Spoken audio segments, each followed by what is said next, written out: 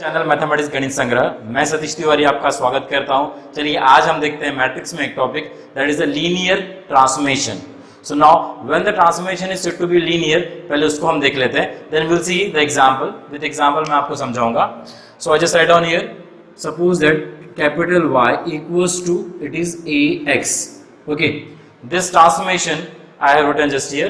Now this is said to be the linear if it will satisfy the two condition. अब इसको हम transformation क्यों कर रहे हैं, कह रहे हैं, देखिए matrix A we are having, this matrix A is transforming this X into it is Y, okay, and this A is called as the matrix of transformation. Okay, now we'll see the why it is when it is said to be a linear transformation. तो इसके लिए दो condition रहती है। पहला condition हमारा रहेगा if I get this one A of x1 plus x2 and that will be it is what ax1 plus ax2. ये मैं मैट्रिक्स से डील कर रहा हूँ, this all are the matrices. And the second condition if it satisfied a into it is bx equals to it is b a into x where b is a scalar quantity which is a non-zero quantity. We take if these two conditions are satisfied, then this transformation y equals to ax is said to be a linear transformation. Okay, this is simple thing, very simple definition. Now उसके बाद अब ये अगर linear transformation हम बोल रहे हैं, so we divide this into the two parts. अब दो parts में कैसे divide करेंगे? By using this matrix of transformation. Okay, if in first case if determinant of a equals to 0, ये condition हमारे पास आ सकती है। और second condition क्या हो सकती है हमारे पास? If determinant of a is not equals to 0. Okay. If determinant of A is equals to 0, we know that the matrix A is said to be a singular matrix. Okay, same thing here. If determinant of A is not equals to 0, then this transformation is said to be a singular transformation. Okay, this implies then Y equals to AX is singular transformation. Now similarly, I can say that if determinant of A is not equals to 0, we know that then A is said to be a non-singular matrix, and hence we can say that this transformation is a non-singular transformation. Okay, this implies then this Y equals to AX is non-singular transformation. Non-singular transformation. Okay, अब non-singular transformation को हम एक और word से भी denote करते हैं, that is a regular transformation. So in the problem this will be asked to you, okay, let's check whether the given transformation is regular or not. तो अगर रेगुलर ट्रांसफॉर्मेशन हमको चेक करना है, इसका मतलब हमको क्या चेक करना पड़ेगा? Determinant of a is not equal to 0 है या नहीं। अगर नहीं है मतलब it is a regular transformation, और अगर है determinant of a is 0 then it is not regular.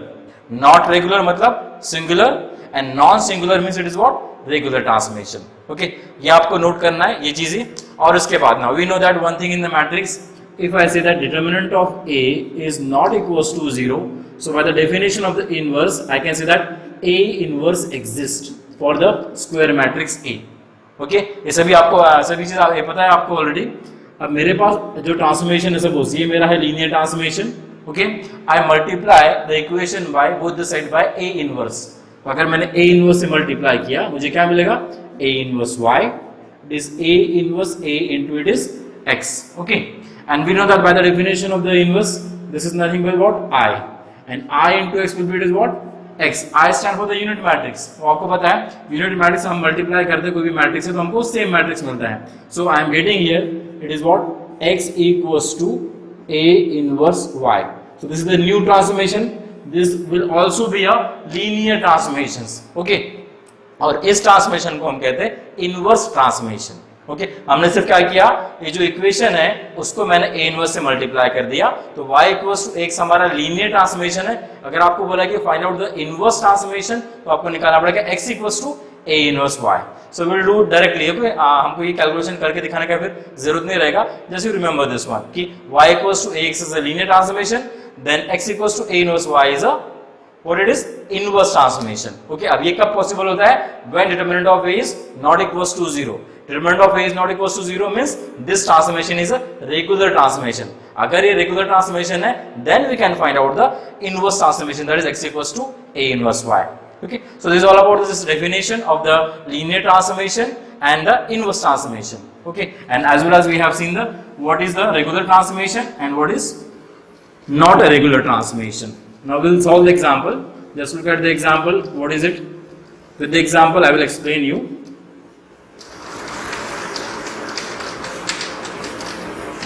Okay, now for the यहाँ पे example देखिए, इसके अंदर क्या पूछा हुआ है? Show that the transformation, these three equations are here, y1 2x1 plus x2 plus x3, then it is y2 x1 plus x2 plus 2x3, y3 x1 minus 2x3.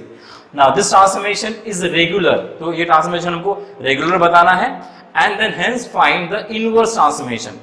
अगर regular है तो definitely inverse transformation निकलेगा हमको, because determinant of a will be not equals to 0 and a inverse exists. Now उसके बाद हम क्या करते हैं, तीनों इक्वेशन को हमने एज इट इज लिख दिया. अब इसको मुझे पहले मैट्रिक्स के फॉर्म में कन्वर्ट करना पड़ेगा. कैसे करूंगा मैं? देखिए, I will take this into a matrix form, that is y1 y2 and y3. It is very simple.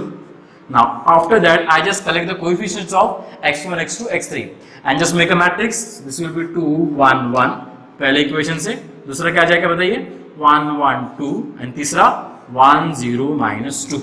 Now this will be multiplied to what? It is x1 x2 x3. तो इस तरह से हम मैट्रिक्स इक्वेशन लिखते हैं given system of equation से. Okay, जैसे अगर मैं इसको मल्टीप्लाई भी करता हूँ, y1 equals to 2x1 then plus x2 plus x3, पहला इक्वेशन मिल जाएगा. Same y2 equals to x1 plus x2 plus 2x3, second equation मिल गया. वैसे हमने थर्ड इक्वेशन भी ऑब्टेन कर सकते हैं. एक चीज अगर आप देखेंगे तो यहाँ पे x1 माइनस 2x3 था, मैंने x2 को इनकॉर्पोरेट किया यहाँ पे 0x2, x2 नहीं था. अब क्यों किया मैंने? बिकॉज मुझे ये मैट्रिक्स फॉर्म लिखना था. बिकॉज हम जो x1 x2 x3 के कोएफिशिएंट यहाँ पे लिख रहे हैं. ओके, तो इसलिए यहाँ पे अगर हमारे पास कोई वेरिएबल नहीं रहता है तो हम उसको 0 करके दैट वेरिएबल हम लिख लेते हैं, सो दैट हम मैट्रिक्स फॉर्म इजीली लिख सकते हैं. ठीक है, दिस इज वेरी सिंपल. अब हम इसको डिनोट करते हैं. सपोज ये पहले वाले वेक्टर को डिनोट कर दिया y से, इसको ले लेते हैं a और ये होता है हमारा x. हमने डिनोट किया. So I can mention the things that where I am using the y for the column matrix y1 y2 y3. Okay, mention कीजिए एग्जामिनेशन में, बिकॉज हम इसको डिनोट कर रहे हैं हमारे कन्वीनियंस के लिए, सिंपल फॉर्म में कन्वर्ट कर रहे हैं. So it is 2 1 1 1 1 2 1 0 minus 2. Okay, now further x equals to I have x1 x2 and x3. ये हो गया हमारे पास मैट्रिक्स. नाउ आफ्टर दैट अब हमको क्या बोला हुआ है? Show that this transformation is a regular. Regular बताना मतलब हम क्या करेंगे? अभी डिटरमिनेंट ऑफ ए निकालेंगे, and that determinant of A should come out to be not equals to 0. अब डिटरमिनेंट आप वेरी इजीली निकाल सकते हैं. मैंने आपको ऑलरेडी एक वीडियो लेक्चर में बताया हूं कि how to get the determinant of a particular matrix using calculator.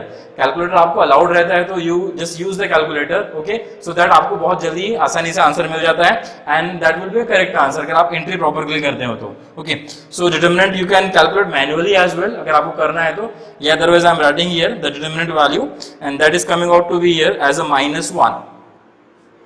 And -1 बोला, it is not equals to 0. So therefore I can say that this transformation y equals to ax, that is given transformation, is what? Regular. अब regular तो हमने show कर दिया, मतलब half part तो हो गया हमारा. अब हमको पूछा हुआ है कि find out the inverse transformation. Inverse transformation के लिए आपको मैं बताया, अगर मेरे पास x equals to ay ये ट्रांसफॉर्मेशंस है, तो inverse transformation will be given by this. How? By which formula? Recall that inverse transformation is given by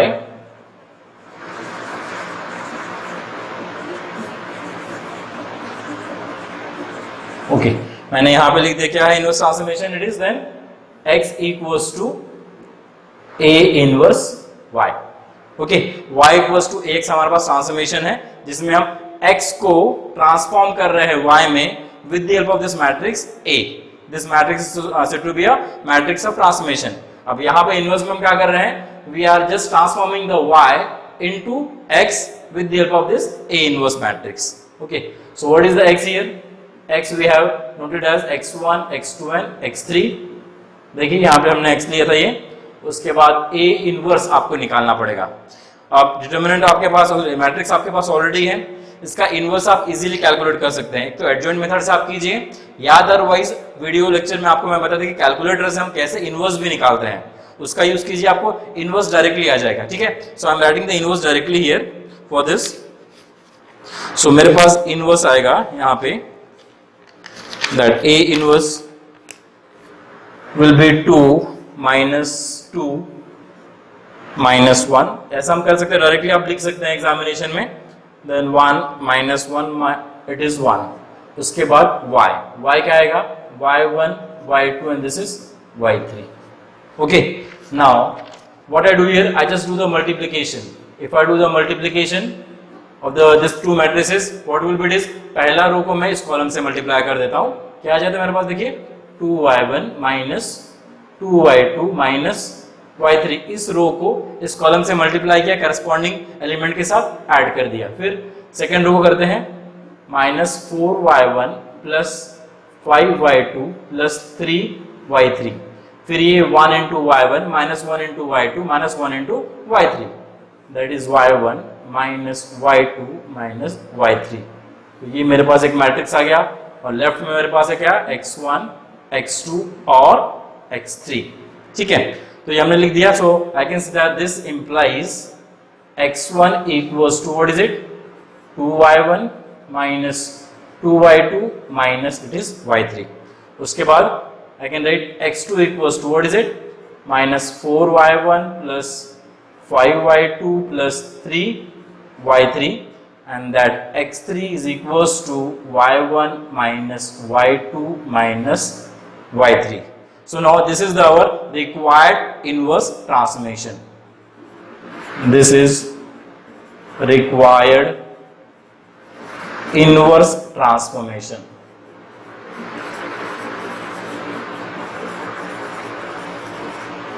okay, so हमको यहाँ पे देखिए, अगर आप ऑब्जर्व करोगे तो यहाँ पे y1 y2 y3 in terms of क्या थे, x1 x2 और x3।